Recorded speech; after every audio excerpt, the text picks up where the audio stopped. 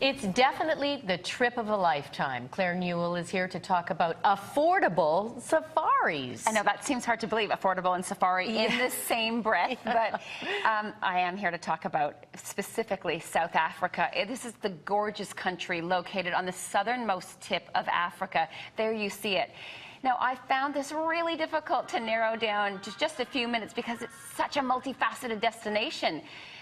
The landscape, the wildlife, it's so inspiring and enthralling, and it's so dynamic. Literally, one moment you could be exploring the origins of ancient man in a cave, to cage diving with great white sharks if you wanted to, and the next drinking traditional beer in a lively township. South Africa really is one of those destinations where you can experience it all.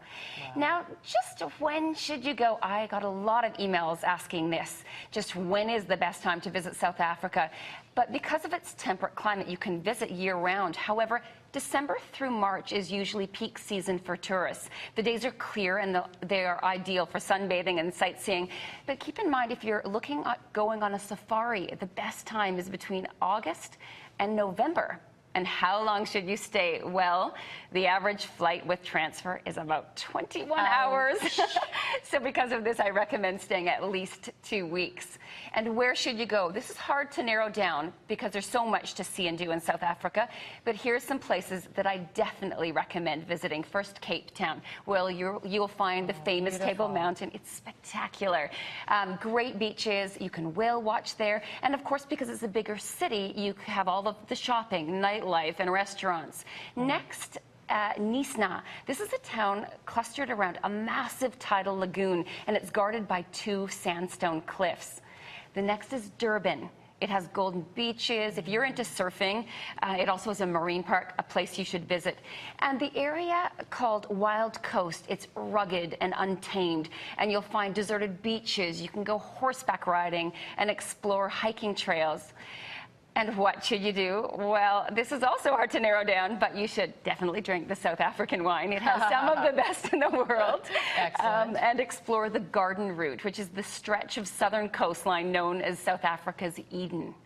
Take a gondola ride to the top of Table Mountain on a sunny day. The view is incredible.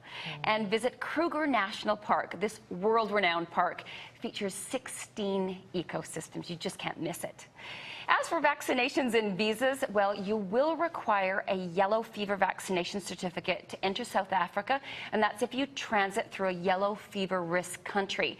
Canada's not one of those, but if you stop in another country beforehand, you may need it. But regardless, I always recommend visiting a travel clinic for illness precautions based on your current state of health. Also, tourists will need a valid passport for at least 60 days beyond the intended period of stay, so don't forget that. Now, how much will it cost? Well, I found a great value package that includes your airfare. It includes 13 nights accommodation, fully escorted tour, 21 meals, and your transfers right in that heart of that safari season, October 22nd or November 5th of this year. It's $42.99 per person plus tax. So anytime I see it under $5,000, I consider it a deal. So $42.99 is a great buy. Okay, now we have a question for you. Okay. Comes from Jen. I hear that basic camping style safaris are a lot of fun and the best bang for your buck. However, I usually need to visit the bathroom most nights and cannot imagine the flashlight and outhouse routine to be much fun. I agree with her on that. Can you suggest any suitable, reasonably priced tour packages that would avoid this problem? Oh, well, I'm with you on that one. Luckily, nowadays, there are affordable safari packages that offer en-suite facilities, and the package I just mentioned is actually one of them. And just keep in mind, to anyone who plans on going, is that you can customize any trip depending on your budget and interests. Nothing has to be set in stone with South African packages.